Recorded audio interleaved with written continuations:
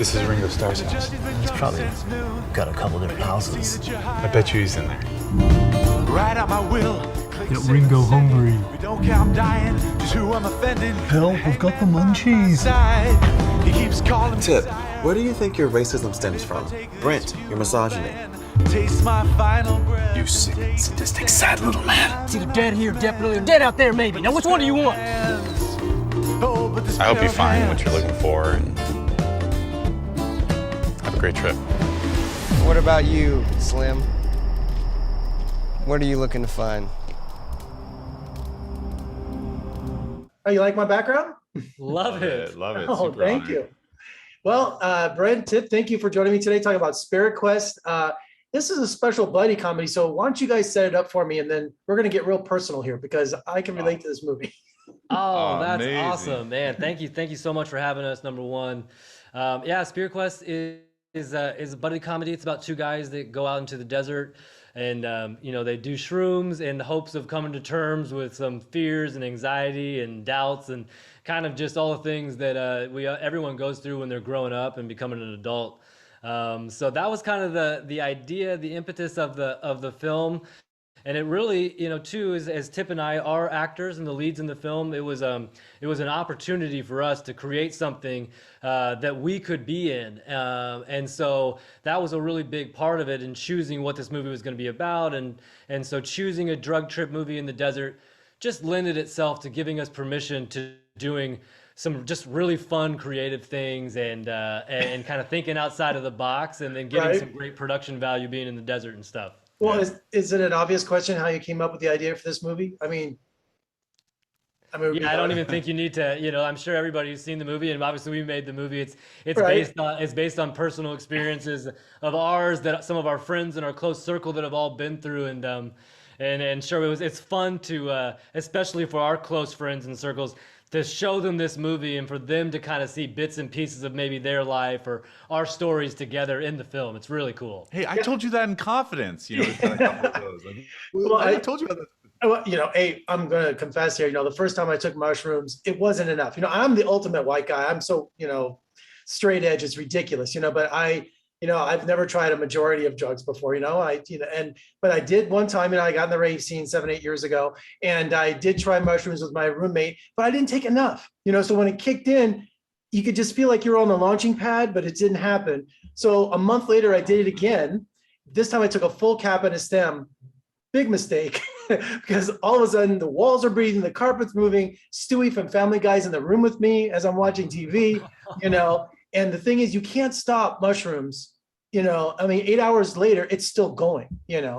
So I was freaking out. So, but there were things to watch while you were tripping. There were certain videos that you would watch on YouTube. And would you guys be honored if people that were shrooming decided to watch Spirit Quest as something to kind of vibe to while they're shrooming?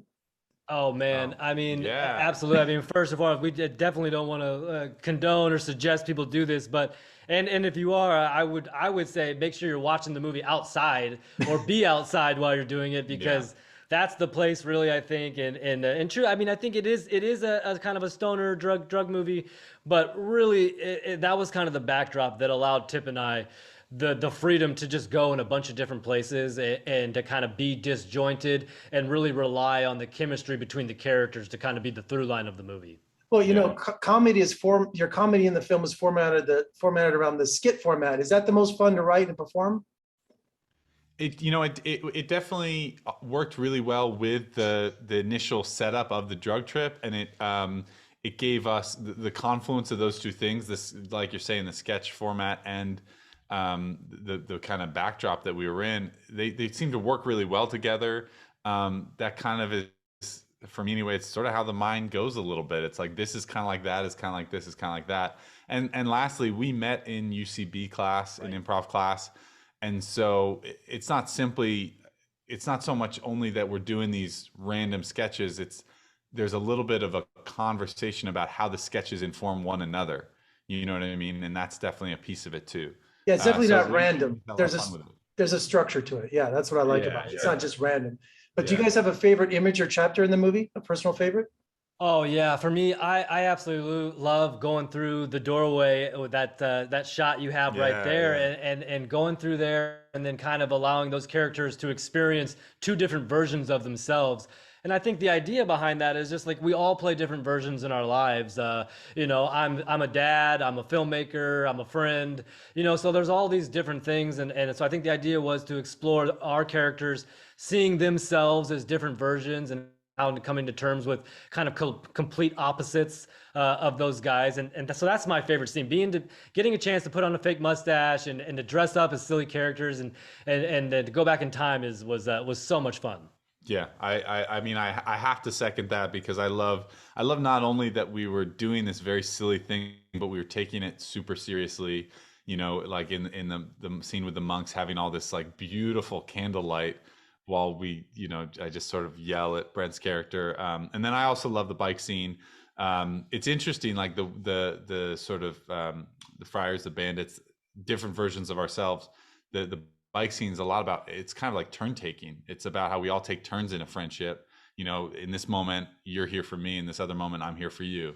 And it was really fun to film, man, to be out in LA in the middle of the night on the bike. It was just I was going to say, all these scenes have a subtext to them. They're just not random visual comedy gags. There's underlying subtext and story and messages, which I caught, so I thought that was really cool. That means so much, man. But, a Dracula playing a ukulele, an astronaut with a tambourine. Can I come to your next party? Yes, please. Man. Yeah. If not, come visit us in Las Vegas, man. We'd love to have you. Oh, I feel like Dracula and astronaut would be perfect in Vegas. Yeah. Absolutely. Well, Brett, congratulations on a great film. And it's not only just a great message, but it's a lot of fun. It really is. So you guys have great chemistry together. You can see your friendship is really there. So. Oh, thank you very much. And thank you so much for having us and getting us a chance to promote our film a little bit. Yeah. Right. And it's on DVD, correct? On demand and DVD? Blu-ray. On demand DVD, Blu-ray out right now. Apple, Go watch Amazon. Yeah. Check it out, man. Absolutely. Thanks, guys, and take care. Thank you, man. Peace.